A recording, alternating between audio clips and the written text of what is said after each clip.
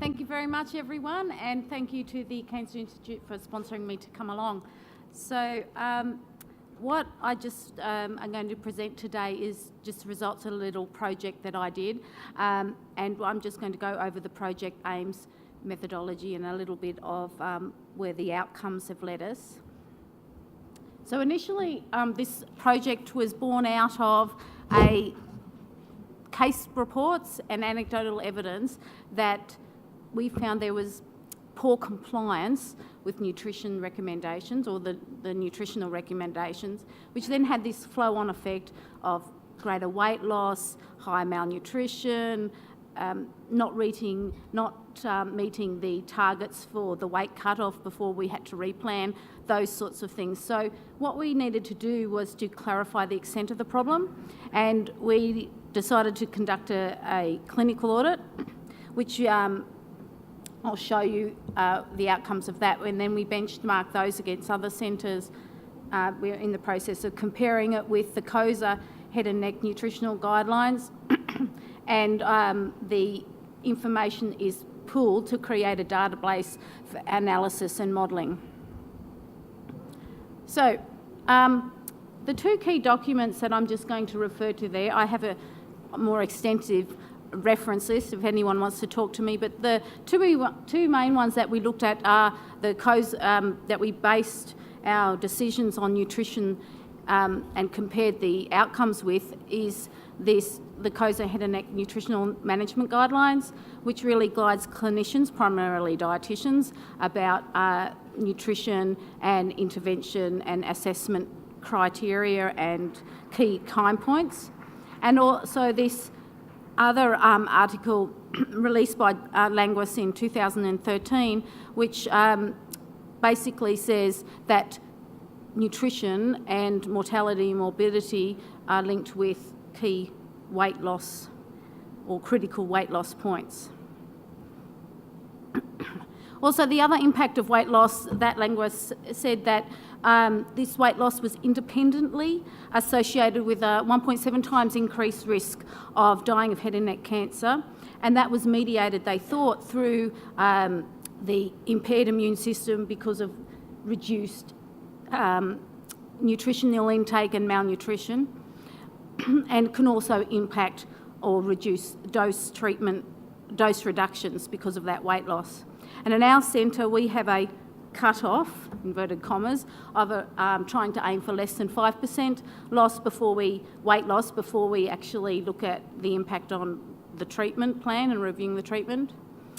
The other thing that we know that from previous studies that I did was malnutrition is actually linked, malnutrition impacts case mix funding, or did at the time until the case mix funding is being reviewed, the models. And we have the potential of all this data, pool of data from various sources to be collated and to include in a database that we can utilise to guide work practice. So what did we look at is this. I conducted a retrospective clinical audit and basically used Mosaic, which is the EMR system that we use at Mid-North Coast. Thank you. And also Cerner, which is the inpatient system. The data analysis and modelling was conducted by New South Wales Royal Clinical School, which we collaborated with, and they categorised patients into these 5 weight loss groups and looked at all the patient characteristics and lots of other clinical factors to compare the weight change categories. So these are the results. So 53 patients met the criteria that were able to be analysed. As you can see, there are 23 of them, so 43% had stable weight, the rest had weight loss, and not unsurprisingly, no one was weight stable. The other characteristics were 75% were previous or current smokers, had stage 4 disease, and almost 70% were overweight or obese. And of those aged 65, this was interesting, they had the highest degree of weight loss. 70% refused or were non-compliant to a dietitian consult, and the comments were often made that were collated as part of the research was that we were told to lose weight, it's good for us by other people, this is well, they actually post-diagnosis. So even though that was contrary to what the information provided by the dietitians were at the start of treatment. The other patient characteristics like demographic, postcode, their C-reactive protein lipids and their malnutrition status were not associated with the weight change. Just for those who may or may not be aware, MST is a malnutrition screening tool that is basically puts people into a strategy of triage and of risk of malnutrition, and PGSGA is the patient-generated subjective global assessment tool, which Merrin Finlay also mentioned, and that is a validated tool that is used to categorise nutrition into the various malnutrition states and also help to triage the level of intervention that's required. So, in summary, what we concluded was that pretty much what we identified and I've described is a typical head and neck patient.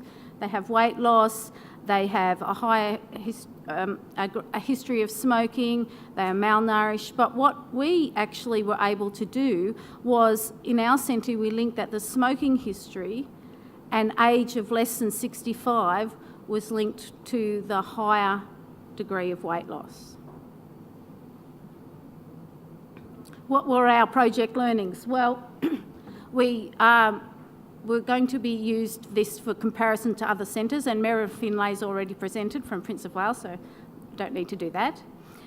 Prince of Wales Hospital also did they've given me permission to just give a snapshot. They did a similar time frame of audit, but their focus was on the nutritional symptoms that are impacting eating, like dysphagia and dry mouth. They found that the dietitian often recommended enteral nutrition support earlier than what the patient consented, which was similar to ours, but their weight loss target was greater than 7%, which is ours was less than 5% before we did an intervention. My data, as well as other people's, hopefully is going to be included in this research interest group database, which we've just revamped. And I'm the money who does it this year.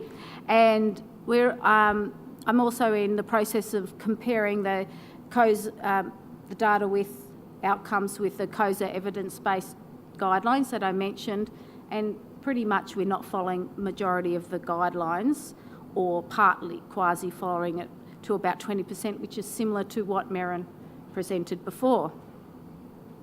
However, on a positive note, we have changed our work practice. So we've changed our review and monitoring practice and dietetic procedures.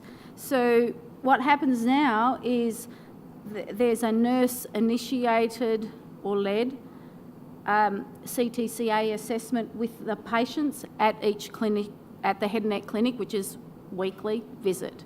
So the nurse will sit down with the patient to go through a written form of the CTA scoring, and that is used to derive what most of the education and focus is on for that particular appointment.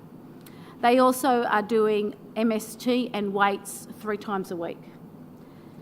And the dietitian now tries to aim for a pre-treatment baseline assessment, which is similar to what Merrin reported with her clinic.